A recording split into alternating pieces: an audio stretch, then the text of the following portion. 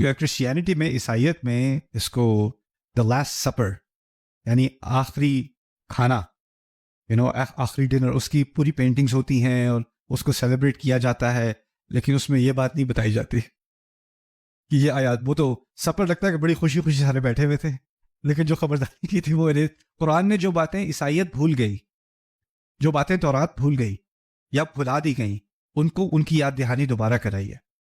تو قرآن نے اصل میں، قرآن کا بائبل کے ساتھ بہت گہرا تعلق ہے، بہت ہی گہرا تعلق، اور یہ اب اس صدی میں آ کے اس تعلق کو زیادہ صحیح طریقے سے سمجھا جا رہا ہے، اس پر بہت تحقیق ہونی شروع ہو گئی۔ وہ کیوں؟ کیونکہ قرآن اللہ تعالیٰ کی آخری کتاب ہے، اور اس کتاب کے مقاصد بھی، اس کا ایک مقصد یہ تھا کہ جو تحریفات پچھلی کتابوں میں کی گئی ان تحریفات کا جواب دینا۔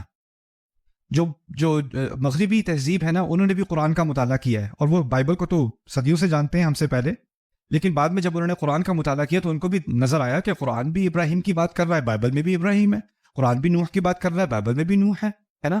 تو انہوں نے اس پر پی ایچ ڈیز کی، پوری تحقیقیں کی، پورے کمپیریٹیو انالیسس کیے، ایک طرف اس کو رکھ کے ایک طرف اس کو رکھ کے، تو وہ کچھ نتائج پر پہنچے۔ مغربی علماء، غیر مسلم علماء کچھ نتائج پہ پہنچے۔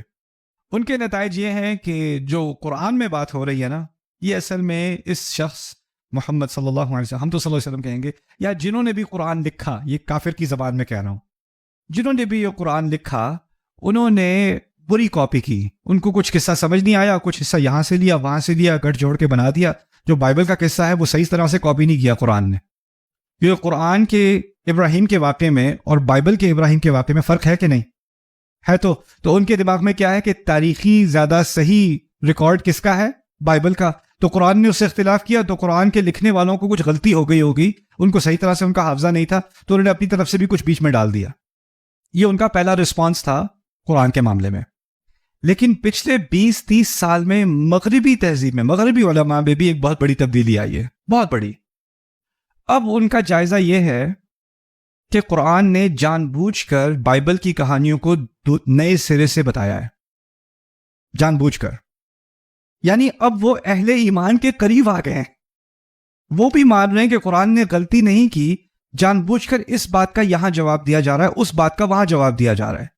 اس کی وہ ہمارا مضمون نہیں ہے، لیکن اس کی میں آپ کو ایک چھوٹی سی مثال دیتا ہوں۔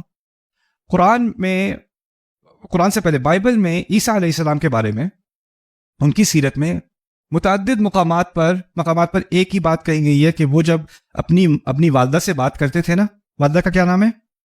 مریم، میری، تو ان پہ غصہ کرتے تھے، یو وومن، عورت۔ بائبل میں ہے کہ عیسیٰ میری سے اس طرح بات کر رہے ہیں، ٹھیک ہے۔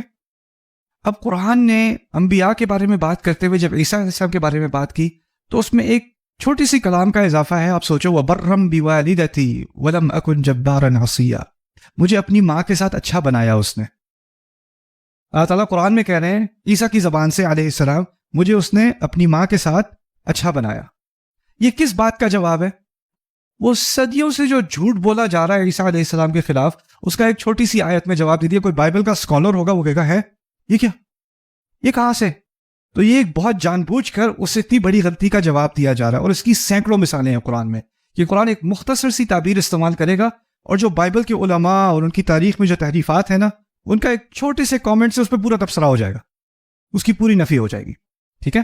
تو اس پہ بھی انشاءاللہ کبھی کچھ باتیں سمجھ لاؤں گا۔ میری جو انگلش میں سیریز ہے سورہ یوسف پر، اس پہ ہم نے، کیونکہ سورہ یوسف کے قصے میں قرآن میں بہت سارے سینز ہیں نا، پہلا سین بچے اور باپ کے درمیان ہے، پھر ایک سین بھائیوں کا ہے، پھر اور سین ہے، تو ہر سین کا ہم نے تفصیلی مطالعہ کیا تفاسیر سے اور تدبر سے، اور جب بھی ایک سین مکمل ہوا تو ہم نے Hebrew Bible, original Hebrew Bible کا مطالعہ کر کے اس کا ایک آیت کا کمپیریزن کیا کہ بائبل کیا کہہ رہی ہے، قرآن کیا کہہ رہا ہے، بائبل کیا کہہ رہی ہے، قرآن نے اس کا کیسے جواب دیا ہے، کیسے اس سے اختلاف کیا ہے۔ اس میں بہت ساری دلچسپ معلومات سامنے آئیں، یہاں تک کہ عیسائیت کے اور کچھ ریبائز وغیرہ بھی اور پروفیسرز وغیرہ بھی جو غیر مسلم ہیں، انہوں نے اس سیریز سے فائدہ اٹھایا، انہوں نے ہمیں کافی سارے سوال بھیجے۔ اللہ تعالیٰ ان کو سب کو ہدایت دے۔